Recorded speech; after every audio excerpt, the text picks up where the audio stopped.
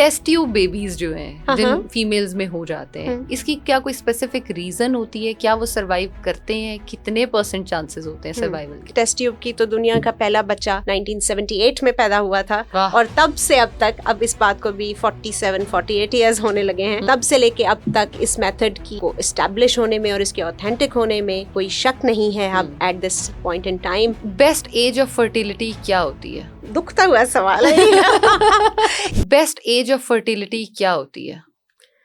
Okay, दुखता हुआ सवाल है। इसलिए कि दुनिया भर में लोगों ने शादियां पोस्टपोन करनी शुरू कर दी हैं और हमारी वक्त गुजरने के साथ साथ क्योंकि हम कैरियर्स बना रहे होते हैं, लड़कों को के बारे में सोचा जाता है कि इंडिपेंडेंट हो जाए एटसेट्रा एटसेट्रा, तो हमने उसको पोस्टपोन कर दिया है और अब ये ज़्यादा कॉमन है कि आपको कोई 30s में शादी मिले रादर देन के 20s में आपको किसी की, अर्ली 20s में आपको पता चले कि किसी की शादी। ऐसे ही है। बहुत सारी खवातीन मेरी इस बात से नाराज भी होंगी कि मैं अर्ली मैरिजेस की बात कर रही हूँ, बट बाय अर्ली मेरा मतलब टीन मैरिजेस हरगिज नहीं है। मेरा ये मतलब है कि जो रिप्रोडक्टिव विंडो खुदा ने दी है, जो कि best window is between 20 to 30, that should be availed. बात यह है कि हमने वेस्ट को फॉलो करते हुए अपनी शादी की एज तो हम 30 पे ले गए, लेकिन हम ये भूल गए कि उनकी सेक्सुअल एक्टिविटी की एज फिर भी 16 से 17 है। Yes.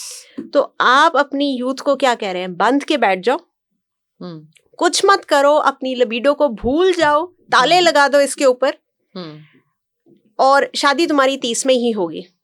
You can not have. पर नेचर ने भी तो आखिर एक मैकेनिज्म रखा है ना। नेचर ने वो मैकेनिज्म अर्ली रखा है, यानी कि लेट टीन्स से रखा है, तो हम उसकी उस गुड लिबिडो वाली एज का आधा वक्त जाया करके उससे कहते हैं अब सोसाइटी जो है ना वो शादियां 30 पे बिलीव करती है। फिर आप कहते हैं कि सोसाइटी में फलां फलां कबाहतें ज्यादा हो गई, प्री मैरिटल सेक्स ज्यादा हो गई, फलाना ज्यादा हो गया। तो आप आसानियां करें ना। आप आसान कर दें, आप स्टूडेंट्स की शादियां आसान कर दें। What is wrong with it के एक लड़के और लड़की की शादी हो और वो यूनिवर्सिटी या कॉलेज जाए, कैन यूज कॉन्ट्रासेप्शन, या अगर बच्चे पैदा करते हैं क्या फायदा इस फैमिली सिस्टम का अगर हम उसे सपोर्ट नहीं कर सकते। True, very true. सो हलाल रास्तों की गुंजाइश बनाएं। They can grow together, अपनी लाइफ साथ बना सकते हैं। और जो मजा ग्रोइंग टुगेदर में है, मेरा नहीं ख्याल कि वो एक एस्टैब्लिश्ड उसमें है कि असल मुझे लगता है शायद हम अपनी इर्द गिर्द नेगेटिविटी इतनी देखते हैं कि हम पॉजिटिव चीजों की तरफ जा ही नहीं पाते, नेगेटिव्स में ही रह जाते हैं। दैट टू ऐसा है। हाँ। अच्छा, टेस्ट ट्यूब बेबीज जो हैं जिन फीमेल्स में हो जाते हैं, इसकी क्या कोई स्पेसिफिक रीजन होती है? क्या वो सरवाइव करते हैं? कितने % चांसेस होते हैं सर्वाइवल के? Okay, so there are 2 things जो मैं आपके क्वेश्चन से डिफरेंशिएट करना चाहूंगी। एक तो जो टेस्ट ट्यूब पाकिस्तान में जिसको कहा जाता है वो IVF से होने वाली प्रेगनेंसीज को टेस्ट ट्यूब बेबीज कहा जाता है, और दूसरा कि ट्यूब में प्रेगनेंसी हो जाए, दैट्स अनदर थिंग जिसको हम एक्टोपिक प्रेगनेंसी कहते हैं।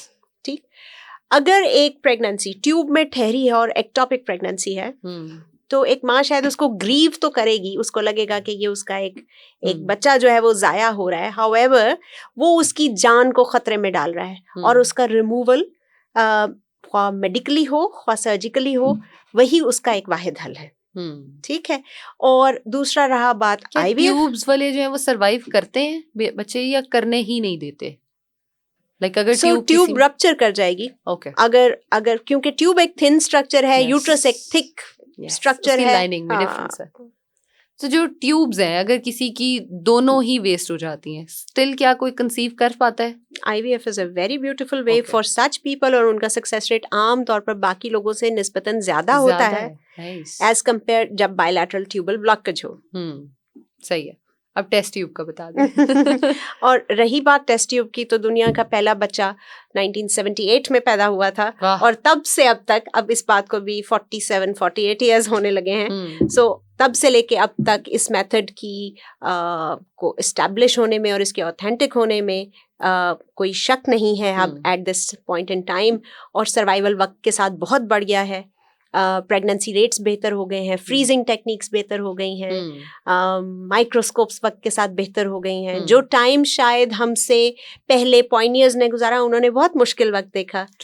मैं एक IVF स्पेशलिस्ट हूँ एक बेहतर टाइम में, जहाँ पर बहुत सारी आसानियाँ मौजूद हैं, जहाँ पर सर्वाइवल बहुत बेहतर है।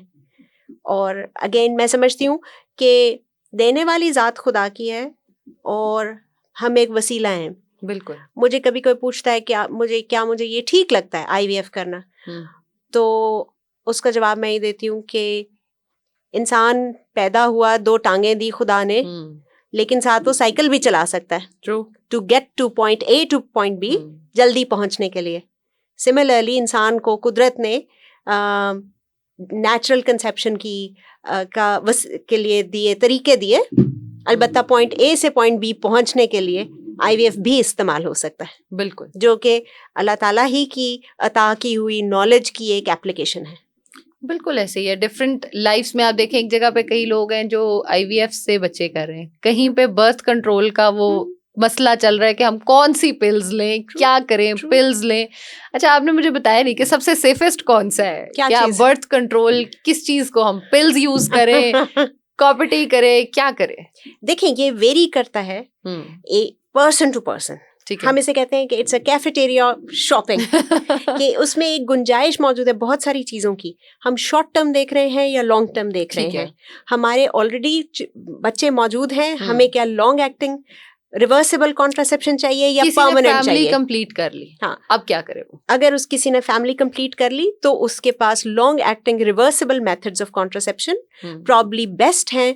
इवन बाज़-औक़ात कंप्लीटली बच्चे बंद कराने से भी बेहतर है उसका, क्योंकि उसका फेलियर रेट कम है।